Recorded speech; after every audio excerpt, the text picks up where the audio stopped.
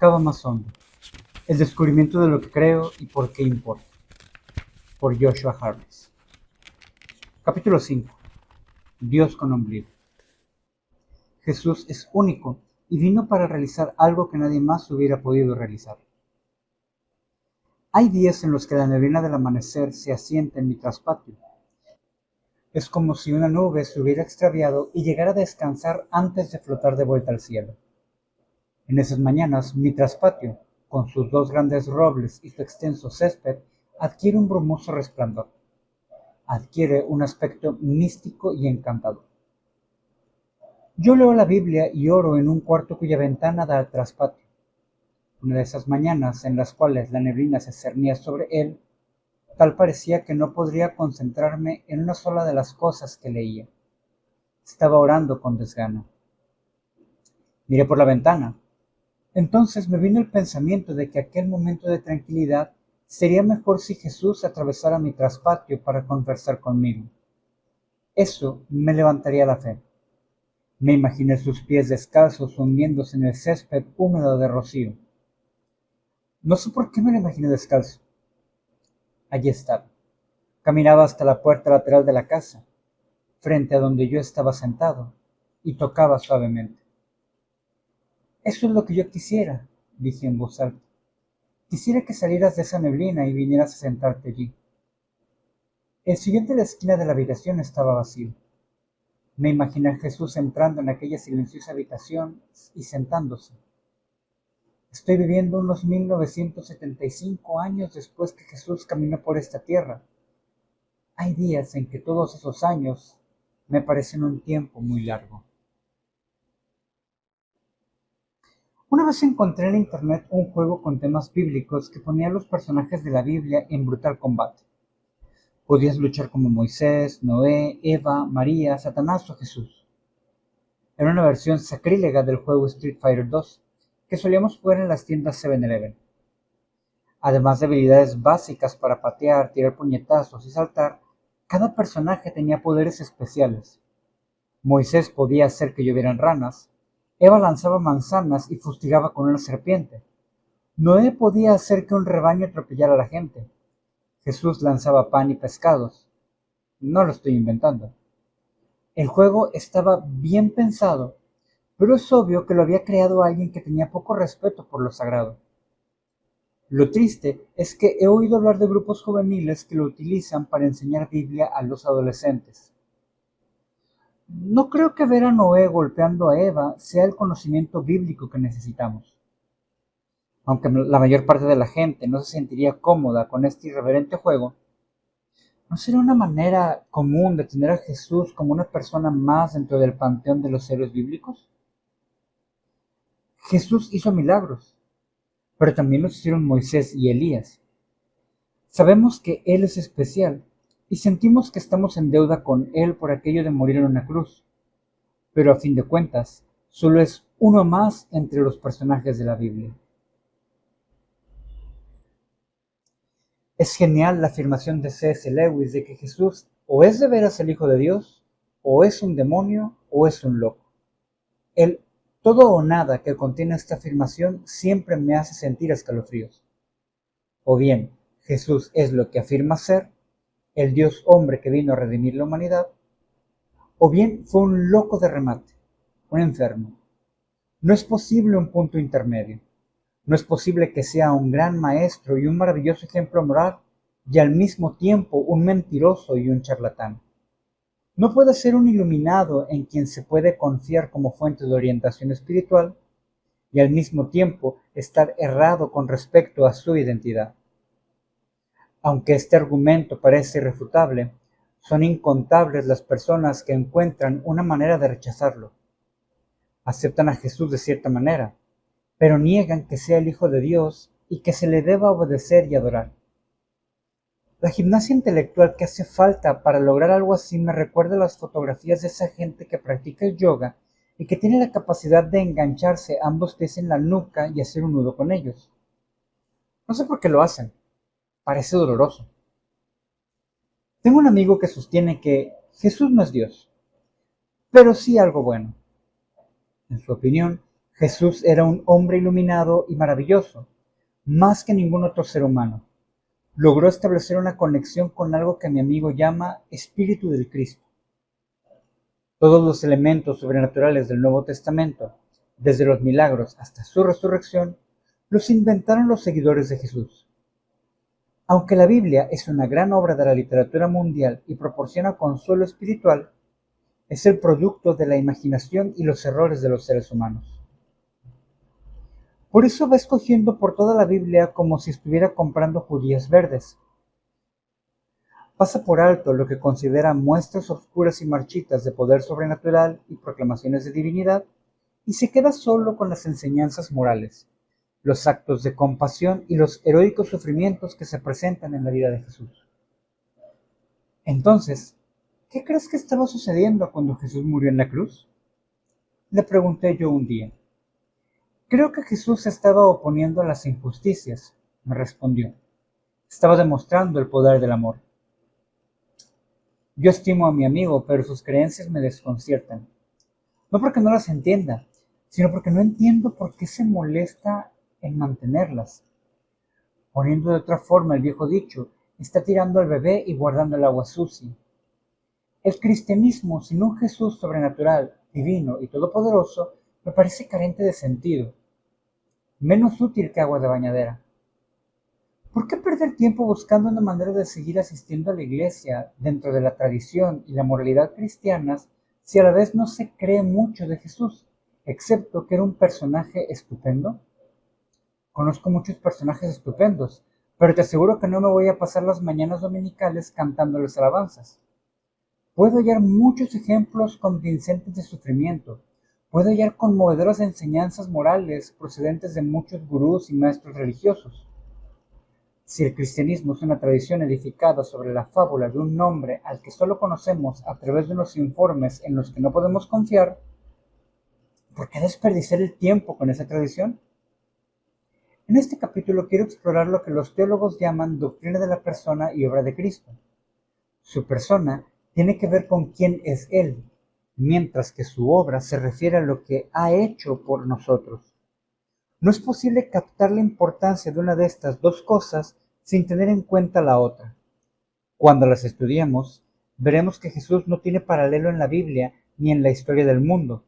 Él es plenamente Dios y plenamente hombre, y vino a este mundo para lograr algo que nadie habría podido lograr. Hay quienes dicen que Jesucristo es el fundador de la religión cristiana. Esto es cierto en un sentido técnico. Sin embargo, a un cristiano que cree que Jesús es el Hijo eterno de Dios que se hizo hombre, se le hace extraño pensar que fuera el fundador de algo. En ese caso, también podríamos decir que fue el fundador del universo, puesto que creó el mundo y todos los seres vivientes. Sin embargo, en términos estrictamente históricos, la fe cristiana sí comienza con Jesús.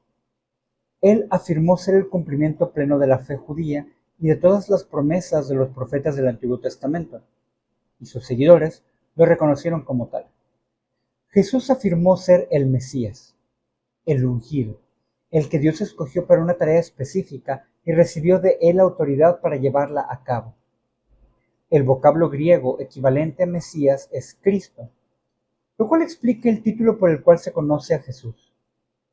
El que Jesús sea el Cristo significa que es el escogido de Dios, enviado con un propósito muy concreto. Jesús vivió en Palestina durante el reinado de Augusto César. El pueblo judío se sentía humillado y afligido por la presencia de la ocupación pagana. Ver la ciudad santa de Jerusalén dominada por soldados romanos les dolía en el alma. Suspiraban por ser libres y gobernarse ellos mismos. Descendiente del gran rey David de tiempos antiguos, Jesús nació en Belén, aunque se crió en Nazaret. Toda región tiene alguna ciudad o población que se menosprecia y se considera poblada por gente atrasada. Al parecer, Nazaret había sido puesta en la posición más baja de la escalera en Galilea. No tenía prestigio ni distinción. En varios lugares de los evangelios vemos que la gente hace comentarios sarcásticos acerca de Nazaret por su falta de distinción, y la describen como un lugar del que no podía salir nada bueno, como lo vemos en el Evangelio de Jesucristo según Juan, capítulo 1, versículo 46. Jesús, Al igual que José, su padre adoptivo, era carpintero de oficio. Trabajó en Nazaret hasta los 30 años de edad. Entonces comenzó su ministerio público de enseñanza y cura de enfermos. Durante 3 años viajó por diversas ciudades de la Judea. Entrenó a un pequeño grupo de discípulos, enseñó en las sinagogas y terminó enseñando ante grandes multitudes. La gente se amontonaba a su alrededor cuando se regaba la voz de que tenía poderes milagrosos para sanar enfermedades y echar fuera demonios. Aunque ganaba muchos seguidores, también ganaba enemigos.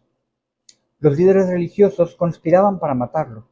Estaban celosos de su popularidad, indignados ante su afirmación de ser igual a Dios y ofendidos por el manifiesto rechazo de sus tradiciones y leyes humanas. Jesús fue vendido por uno de sus colaboradores más cercanos, acusado con falsía, azotado y ejecutado por crucifixión a manos de los romanos. Al tercer día, en cumplimiento de antiguas profecías y de sus promesas, Jesús resucitó de entre los muertos. Se les apareció a sus seguidores durante el transcurso de más de un mes. Los envió a llevar las noticias de su muerte y resurrección al mundo entero, y después ascendió al cielo. Hoy, 2000 años más tarde, un hombre que nunca viajó a más de 150 kilómetros de su población de origen ha alcanzado a gente de todos los continentes. El imperio de Roma, bajo cuya sombra Jesús nació y fue asesinado, hace mucho tiempo se desmoronó y quedó en ruinas. En cambio, el número de los que juran lealtad a Jesús y lo llaman Señor ha crecido a lo largo de los siglos. En Occidente dividimos la historia a partir de su nacimiento. Cerca de 2.000 millones de personas se dicen seguidores suyos. Jesús es la figura más famosa, poderosa, controversial y revolucionaria en la historia de la humanidad y ha prometido regresar. La pregunta que divide a la raza humana es la siguiente: ¿quién es Jesús? Esa pregunta la hizo él a sus seguidores. No le bastó con que le mencionaran las ideas y opiniones que tenía el resto de la gente. ¿Y vosotros? ¿Quién decís que soy yo? Les preguntó en el Evangelio de Jesucristo, según Mateo capítulo 16, versículo 15. Durante el ministerio de Jesús, algunos pensaron que era un gran maestro, otros que era profeta. No en balde se propagaron con facilidad las falsas enseñanzas acerca de su naturaleza en los primeros tiempos de la Iglesia. Un maestro llamado Apolinar enseñaba que Jesús tenía un cuerpo humano, pero no una mente ni un espíritu humano. Afirmaba que Jesús era hombre, pero había recibido de la divinidad un trasplante de mente-espíritu. En cierto nivel, esto parecía una buena manera de calificar a Jesús de Dios y hombre al mismo tiempo, pero los líderes de la Iglesia veían en ello un serio problema. Jesús había venido a salvar al hombre en su totalidad, cuerpo y espíritu. Para poder representarnos y, de esa forma, salvarnos en nuestra totalidad, tenía que ser plenamente humano, como afirman las Escrituras. Estas afirman que Jesús fue hecho igual a nosotros en todo sentido. Esto lo leemos en la Carta a los Hebreos, capítulo 2, versículo 17. Y después de su muerte, al volver a la vida, lo hizo con un cuerpo físico. No lo abandonó para regresar a una forma en la que solo fuera espíritu, como lo vemos en el Evangelio de Jesucristo según Lucas capítulo 24, versículo 39. Otro maestro llamado Nestorio sostenía que Cristo estaba formado por dos personas distintas. Según su punto de vista, la persona divina y la humana eran como compañeros de cuarto que compartían el mismo espacio, o como gemelos siameses que podían discutir entre sí y tener agendas distintas. Sin embargo, en ningún lugar de la Biblia se presenta a Jesús como dos personas. Él es siempre y únicamente una persona en pensamientos y acciones. Un tercer punto de vista errado presentaba a Jesús como una especie de híbrido divino-humano. Su naturaleza divina se había unido a su naturaleza humana y se habían transformado en una naturaleza totalmente nueva que no era ni Dios ni hombre, sino una mezcla de ambos. El concepto de que Cristo solo tenía una naturaleza recibe el nombre de monofisismo o eutiquianismo, por un hombre llamado Eutiques, que fue quien la propagó. ¿Por qué era un problema este concepto? porque nos dejaba con un Jesús inferior al bíblico que no era ni Dios ni hombre. En el Concilio de Calcedonia del año 451, los padres de la Iglesia redactaron una declaración para corregir las falsas enseñanzas y delinear bien y proteger las enseñanzas bíblicas acerca de la naturaleza de Jesús. El Credo de Calcedonia afirma que Jesús tiene dos naturalezas en una sola persona. Él es perfecto en su divinidad y también perfecto en su humanidad, verdadero Dios y verdadero hombre, con un alma y un cuerpo humano reales.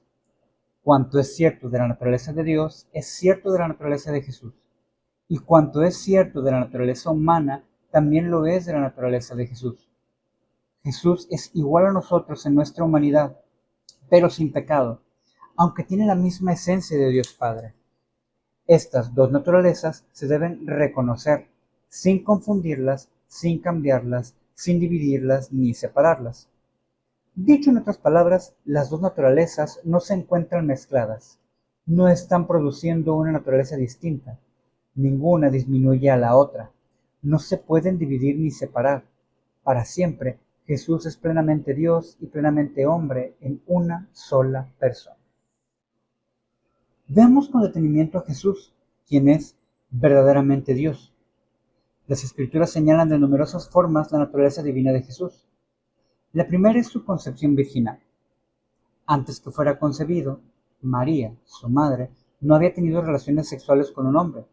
Su primera pregunta cuando el ángel anunció su embarazo revela su inocencia y su sentido práctico de mujer. ¿Cómo será esto, pues no conozco varón? Esto lo leemos en el Evangelio de Jesucristo según Lucas, capítulo 1, versículo 34. La respuesta del ángel deja este milagro rodeado de misterio, pero hay algo que es inequívocamente cierto. El niño que sería concebido en el seno de María tendría un origen celestial y divino. En el Evangelio de Jesucristo, según Lucas, capítulo 1:35, leemos que el Espíritu Santo vendrá sobre ti, y el poder del Altísimo te cubrirá con su sombra, por lo cual también el santo ser que nacerá será llamado Hijo de Dios. En el Evangelio de Jesucristo, según Lucas, capítulo 3, versículo 16, Juan Bautista dio testimonio de que Jesús es el Hijo de Dios. En el Evangelio de Jesucristo, según Juan, capítulo 3, versículo 31, Jesús dijo que el que de arriba viene es sobre todos, el que es de la tierra es terrenal, y cosas terrenales habla, el que viene del cielo es sobre todos. Y en el Evangelio de Jesucristo, según Lucas, capítulo 3, versículo 22, cuando fue bautizado, Dios habló desde el cielo y le dijo, tú eres mi Hijo amado, en ti tengo complacencia. Jesús reveló también su naturaleza divina a través de los milagros que realizó. En el Evangelio de Jesucristo, según Lucas, capítulo 4, versículo 40, manifiesta su poder sobre el cuerpo humano al sanar enfermos. En el Evangelio de Jesucristo, según Marcos, capítulo 1, versículo 25, muestra su poder sobre los poderes demoníacos. Y en el Evangelio de Jesucristo, según Mateo, capítulo 8, versículo 27, muestra su poder sobre los elementos de la naturaleza. ¿Qué hombre es este?, se preguntaron sus discípulos, después de que Jesús callara a una violenta tormenta. A diferencia de todos los demás profetas de la Biblia, Jesús proclamó su igualdad a Dios. En el Evangelio de Jesucristo, según Juan, capítulo 10, versículo 30, Él dijo, yo y el Padre uno somos. Y en el mismo Evangelio, capítulo 8, versículo 58, entre una discusión de líderes religiosos, Jesús les dijo, de cierto os digo, antes que Abraham fuese, yo soy. Estaba haciendo una audaz proclamación de divinidad. No solo estaba diciendo que Él existía desde antes de Abraham, quien había vivido miles de años antes, sino que se estaba refiriendo a sí mismo de una forma que era un claro eco del nombre divino, yo soy. Este era el nombre que Dios le había indicado a Moisés que les dijera a los hijos de Israel cuando le preguntaran quién lo había enviado. Así digas a los hijos de Israel, yo soy, me envió a vosotros. Fue la indicación que Dios le dio a Moisés en el libro del Éxodo, capítulo 3, versículo 13 al 14. Lo que Jesús estaba proclamando, sus oyentes lo captaron. Sabían que estaba proclamando su igualdad con el Dios eterno y recogieron piedras para lapidarlo. En su libro Salvation Belongs to the Lord, el teólogo John Frame señala lo increíble de que los discípulos llegaran a creer que Jesús era Dios. Eran judíos educados en la creencia de que hay un solo Dios, y que solo a Dios se debe adorar. No estaban preparados para hallar a Dios en la forma de un ser humano. Aquella idea era absurda. De alguna manera, escribe Frame, durante los 3 años siguientes, más o menos, todos aquellos discípulos judíos y mucha gente más llegaron a convencerse de que Jesús era Dios y merece que se le adore como Dios. Lo habían conocido íntimamente como hombre, habían caminado, conversado y comido con él, y con todo, habían llegado a adorarlo. Esto es sumamente asombroso. Frame dice después de que los cristianos de los primeros tiempos de la Iglesia nunca debatieron sobre la divinidad de Jesús, aunque estaban más que listos para discutir otras cuestiones teológicas. No lo discutieron, dice Frame, porque la comunidad cristiana entera estaba de acuerdo en que Jesús era Dios.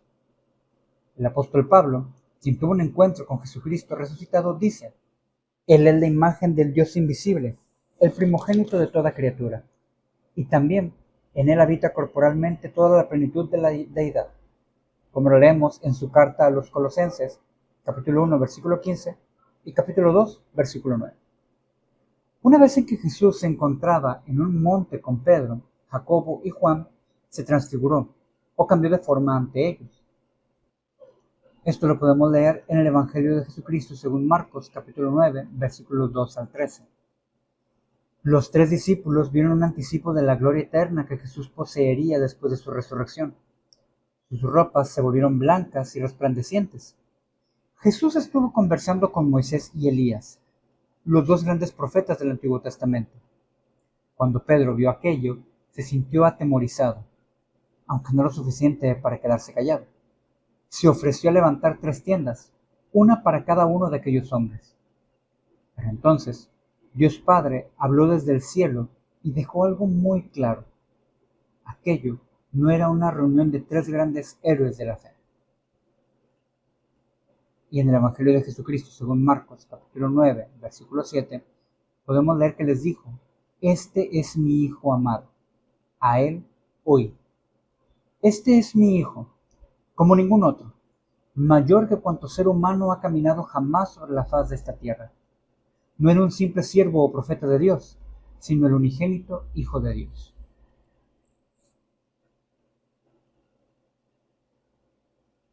Jesús es perfecto en su divinidad y también perfecto en su humanidad. ¿Te has tomado alguna vez el tiempo necesario para reflexionar sobre lo real que es la naturaleza humana de Jesús?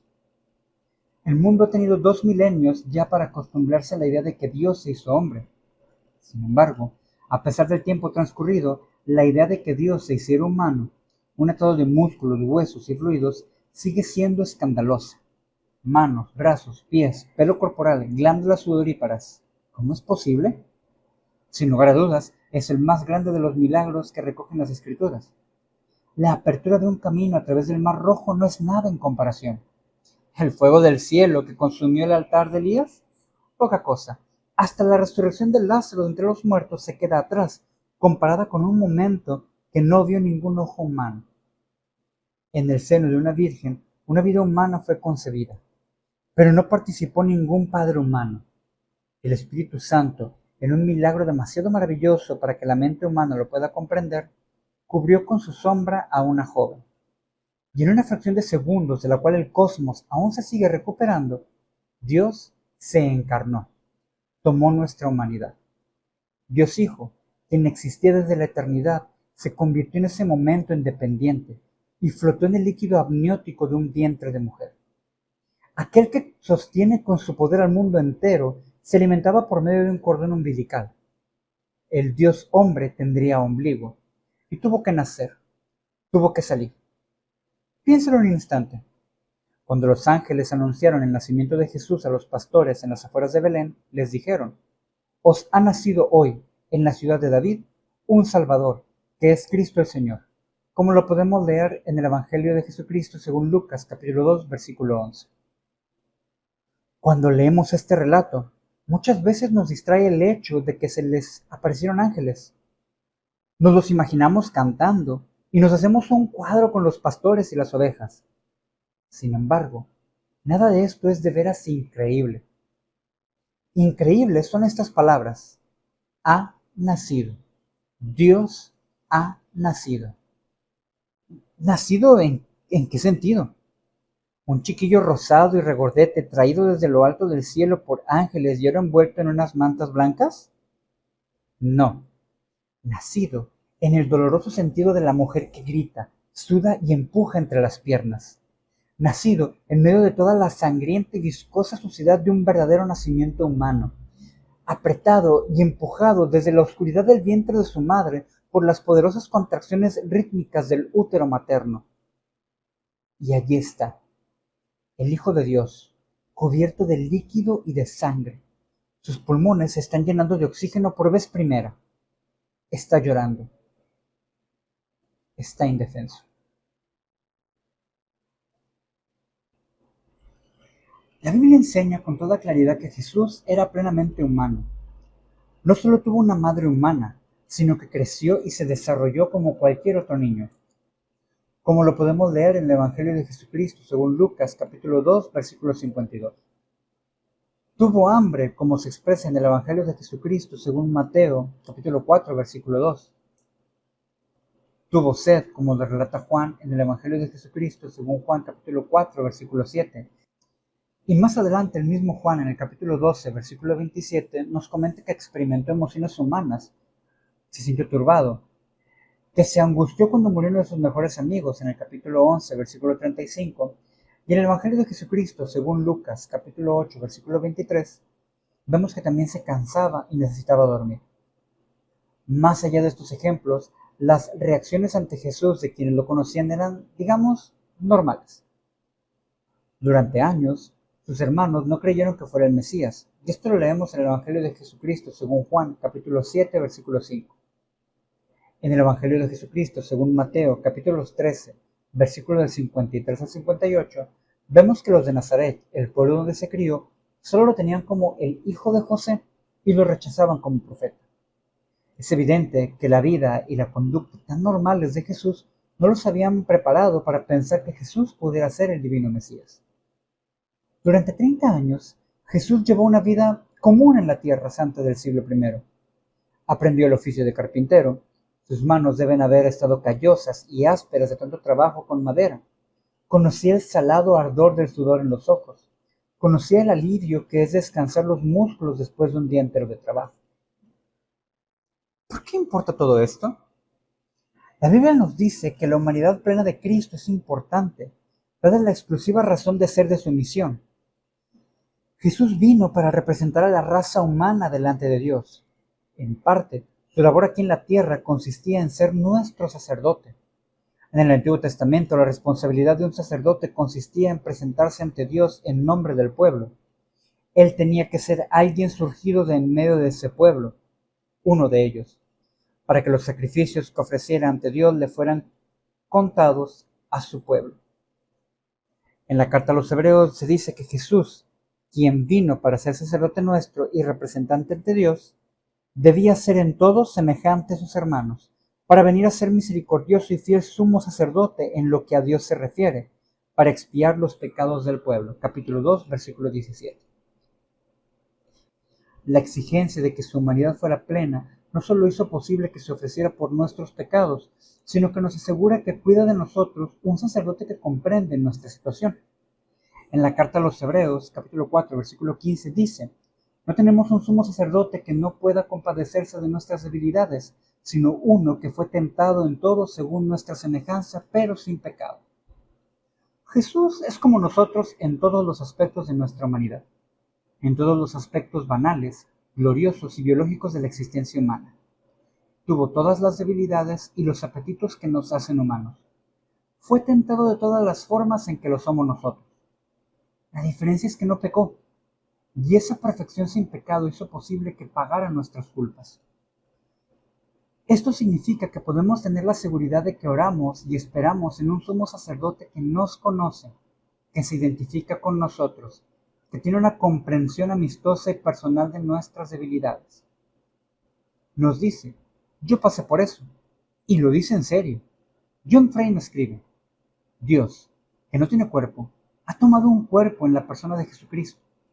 Dios, que no puede sufrir, ha tomado en Cristo una naturaleza humana en la que puede sufrir. Jesús es el centro, es el punto focal de la fe cristiana. Sin embargo, es extraño lo reacios que somos a estudiar y definir una doctrina clara acerca de Él. No parece relacional. No queremos estudiar a Jesús, lo queremos experimentar. Noto esta tendencia en mi vida. Cuando pienso en Jesús, no me siento inclinado a preguntar, ¿cuáles son las verdades que me dice la Biblia acerca de Jesús? ¿Qué quiere Jesús que yo piense y crea acerca de Él? Pero me siento más inclinado a abrirme paso hasta cierto estado emocional, sentirme de cierta forma en cuanto a Jesús. Ni siquiera estoy seguro de poder describir el sentimiento que creo que debo tener hacia Jesús. Lo que sé es que quiero un sentimiento profundo y significativo.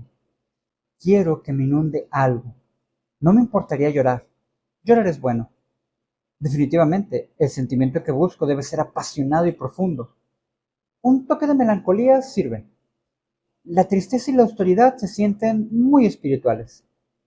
Quiero sentirme como si Jesús fuera mi mejor amigo, como si pudiéramos andar juntos. Quiero sentir que le agrado con mis gustos, mis sensibilidades, mi música y mi comida. Quiero lazos estrechos, de esa clase en la que ni siquiera se necesitan palabras para comunicarse. Cuando expreso con palabras los sentimientos hacia Jesús que anhelo tener, parezco una emotiva chica de 7º grado a punto de marcharse del campamento de verano. Eso no es bueno. Pienso que muchos cristianos están más interesados en buscar sentimientos hacia Jesús que en buscar a Jesús. Revisar las verdades sobre su persona y meditar en ellas. Lo irónico de buscar a Jesús impulsados por los sentimientos es que a la postre produce lo contrario de lo que queremos. Las emociones profundas como respuesta a Jesús no son malas. Pueden ser buenas, pero para encontrarlas necesitamos algo más que la imaginación y la introspección. Una de las lecciones más valiosas que me enseñó C.J. sobre la vida espiritual del cristianismo es que si uno quiere sentir profundamente, tiene que pensar profundamente. Con demasiada frecuencia separamos ambas cosas.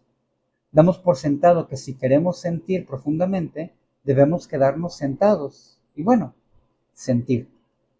Pero la emoción construida sobre emociones es vacía. La verdadera, la que es de fiar y no nos lleva a extraviarnos, siempre es una respuesta a la realidad, a la verdad. Es solo cuando estudiamos las verdades acerca de Jesús y las meditamos bien que nuestro corazón se sentirá conmovido por la profundidad de su grandeza y del amor que nos tiene. Cuando ocupamos la mente con la doctrina de su persona y su obra, nuestras emociones reciben algo para establecerse, un motivo para adorar y deleitarnos en los debidos sentimientos de reverencia, gratitud y adoración. El conocimiento de Jesús y las emociones correctas con respecto a Él comienzan con nuestra dedicación a pensar en las verdades sobre quién es Él y qué ha hecho.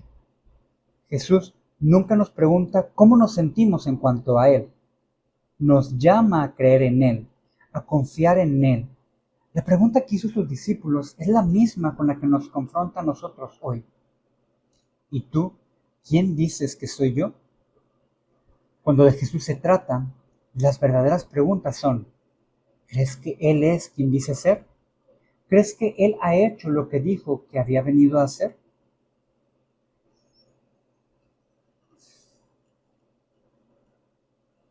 Hemos estado examinando la persona de Cristo. Ahora veamos cómo se relaciona eso con la obra que vino a realizar. Durante los primeros años del siglo XVIII, se ejerció una intensa presión en los círculos académicos y en muchas iglesias para que se negara que Jesús fuera una persona sobrenatural. Lo que se ponía de relieve eran sus enseñanzas y su ejemplo. Pero J. Gresham Machen sostuvo que Jesús era mucho más que la flor más hermosa de la humanidad, como algunos lo presentaban. La verdadera fe cristiana siempre había mirado a Jesús como una persona sobrenatural, como una persona que era Dios. Jesús no solo inspiraba la fe, sino que era el objeto de esa fe para los apóstoles y la iglesia de los primeros tiempos. En Él depositaban su fe. Si Jesús solo era un hombre como el resto de los hombres, escribió Machen, todo lo que tenemos en Él es un ideal. Un mundo pecador necesita mucho más que eso. Es un consuelo muy pobre el que se nos diga que ha habido bondad en el mundo cuando lo que necesitamos es una bondad que ha triunfado sobre el pecado. ¿Es Jesús solo un ideal? ¿Es solo una meta que debemos esforzarnos por alcanzar? La Biblia presenta algo muy distinto en su narración. En las Escrituras, la historia de Jesús no es la historia del surgimiento de la bondad en el mundo. Es la historia de la victoria de la bondad sobre el pecado. Es la historia del hombre sobrenatural que vino del cielo pero nació en la tierra y que hizo retroceder, derribó y derrocó la perversidad y el pecado. Esto es lo que Jesús vino a hacer. Y solo cuando comprendamos lo inmensa, lo colosal que es la misión de Jesús, comenzaremos a entender lo inigualable que es Él. La obra que vino a realizar es nada menos que la de enderezar todo lo que estaba torcido en nuestra relación con Dios, en nuestro corazón, en la creación, en todo el universo. Podemos adoptar conceptos muy pequeños acerca de Jesús si limitamos nuestro punto de vista de su obra a intereses personales baladíes. Pero para ver lo glorioso que es el propósito de Dios en Jesús, tenemos que mirar más allá del portal de nuestra casa, de nuestra ciudad, de nuestro país e incluso del tiempo en que nos ha tocado vivir. El propósito de Dios es mucho mayor.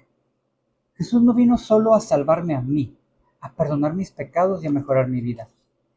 Él hace todas esas cosas, pero esto solo es una parte pequeña de un cuadro mucho mayor. En su carta a los Efesios, Pablo se gloría de las implicaciones cósmicas de Jesús y su obra. Hace una lista de las bendiciones espirituales que tenemos en Él. Dios nos adopta como hijos. Somos redimidos por su sangre. Nuestros pecados reciben perdón.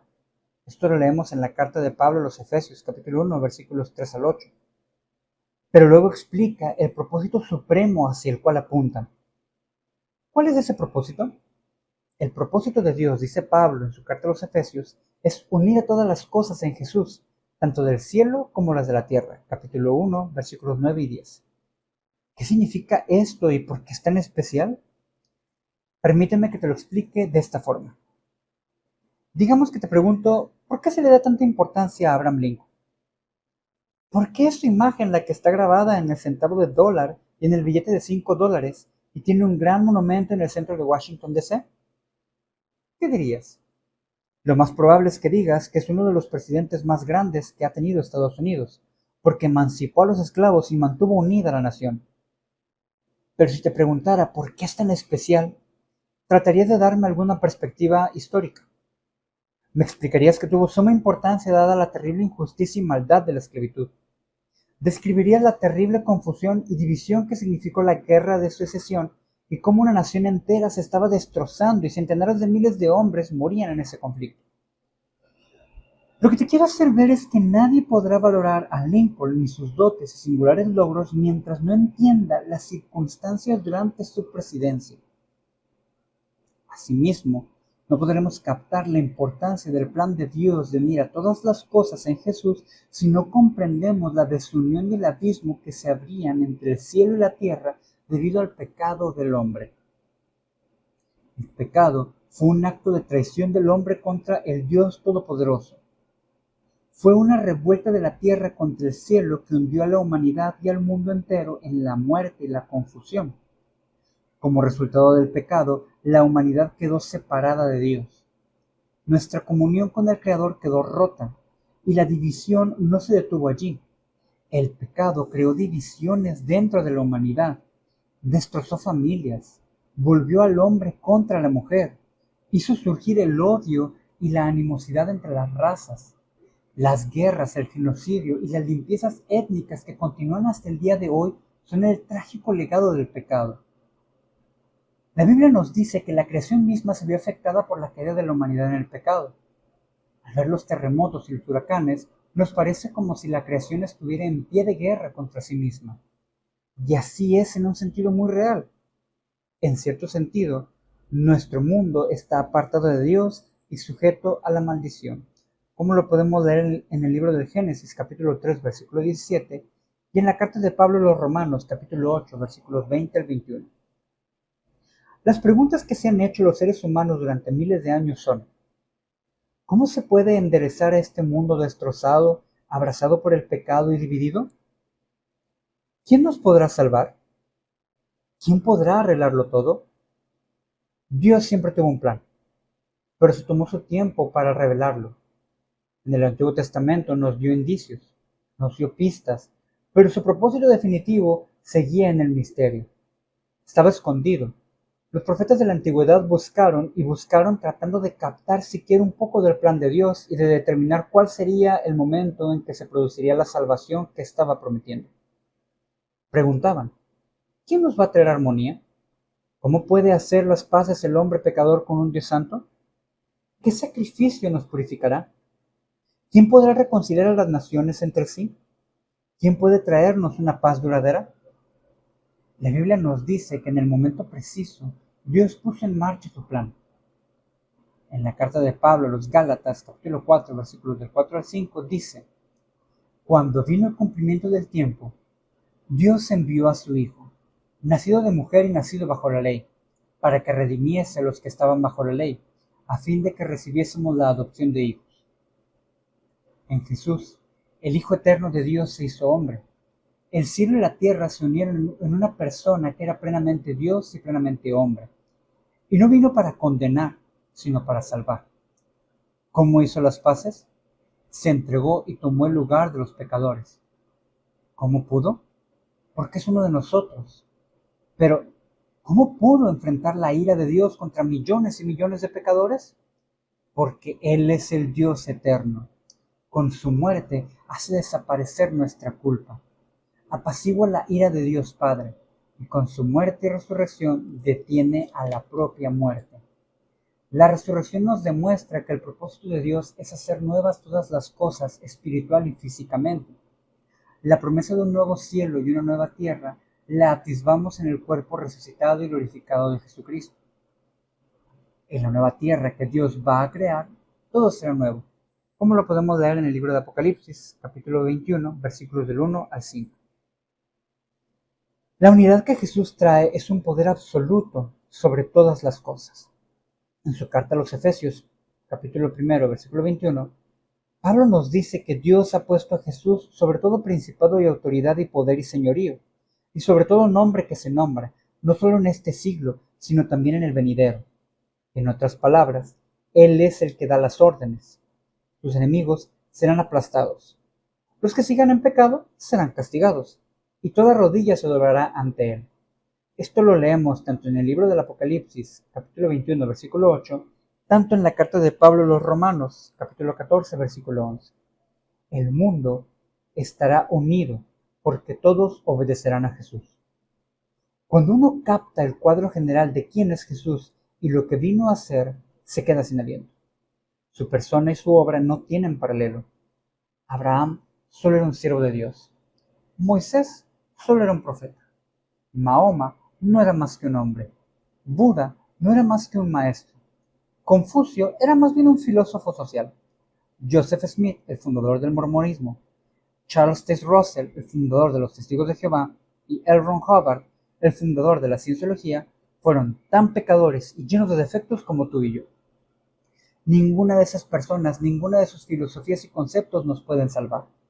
Al igual que nosotros, son culpables ante un Dios santo. Solo Jesús nos puede rescatar. Solo Jesús le ofrece al mundo una ayuda que procede del exterior.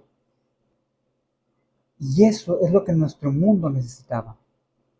Necesitábamos que Dios descendiera a salvarnos. Solo Jesús afirma esto de sí mismo. Solo Él murió y resucitó, y solo Él puede unir todas las cosas en sí mismo, y las unirá. En su primera carta a Timoteo, capítulo 2, versículo 5, Pablo dice que hay un solo Dios y un solo mediador entre Dios y los hombres, Jesucristo hombre. Mediador es el que se pone entre las dos partes opuestas y las reconcilia. Jesús es el único que puede mediar entre Dios y el ser humano. Solo Jesús, por su muerte en la cruz, puede reconciliar el cielo con la tierra. En el Evangelio de Jesucristo, según Juan capítulo 14, versículo 6, Jesucristo dijo, yo soy el camino y la verdad y la vida. Nadie viene al Padre si no es por mí. ¿Te has preguntado alguna vez si te sería más fácil creer en Jesús si pudieras regresar en el tiempo hasta su época, si pudieras estar más cerca de él en su sentido cronológico? Yo sí lo he pensado. Si pudiera estar más cerca del momento preciso en el que Dios invadió nuestro espacio y nuestro tiempo, estoy seguro de que mi fe sería inquebrantable, o al menos sería fuerte, tal vez. Pero luego me pregunto, ¿cuánto tendría que remontarme en el pasado para que las cosas fueran de veras distintas? Regresar solo 1000 años no sería suficiente. No creo haber vivido en el siglo X me habría hecho sentir más cerca de Jesús. Además, ¿quién querría vivir en plena Edad Media? Tampoco estoy seguro siquiera de que haber vivido unos cuantos centenares de años después de Jesús me habría ayudado. Me ha tocado vivir poco más de 200 años después que George Washington, el primer presidente de los Estados Unidos. Ando con dinero que tiene su efigie. Todas las noches meto en mi alcancía monedas de $0.25 que también llevan impresa. Hasta vivo en las afueras de Washington, D.C., ciudad que lleva su nombre. Puedo ir en auto hasta donde él vivió en Mount Vernon cuando se me antoje. Pero no siento una gran conexión con George. Creo en él, en el sentido de que sé que estuvo allí, pero lo sigo sintiendo muy lejano e irreal. Así que me parece que sería bien feliz si conociera a Jesús en persona. Si fuera uno de los que él sanó, o tal vez aquel muchachito cuyo almuerzo él multiplicó, habría sido estupendo. Pero aún así, no estoy seguro de que esto de tener fe es sencillo. Los que estuvieron cerca de Jesús, la gente que acampaba con él, que lo tocaba, que conversaba con él, que lo escuchaba predicar, también lucharon con la incredulidad de las dudas. El discípulo Tomás, solo un día después de la resurrección, se negaba a creer que Jesús hubiera resucitado a menos que viera y tocara las heridas de sus manos. Esto lo leemos en el Evangelio de Jesucristo, según Juan, capítulo 20, versículos 24 al 29. Hay quienes critican a Tomás por sus dudas, pero, sinceramente, ¿habríamos actuado diferente? Entiendo la actitud de Tomás. Yo también habría querido ver y tocar las manos de Jesús. Creo que esto nos dice algo acerca de la constitución del alma humana. Por cercanos que estemos en el tiempo, por inmediato e íntimo que sea el testimonio cerca de Jesús, siempre queremos más. Queremos eliminar la necesidad de tener fe. O sea, que tú y yo vivimos casi 2000 años después del histórico momento en el cual Jesús hizo milagros, murió y volvió a la vida. Tenemos que confiar en el testimonio de los apóstoles que aparece escrito en la Biblia. Tenemos que confiar en que Dios capacitó a personas para que conservaran y tradujeran fielmente sus palabras.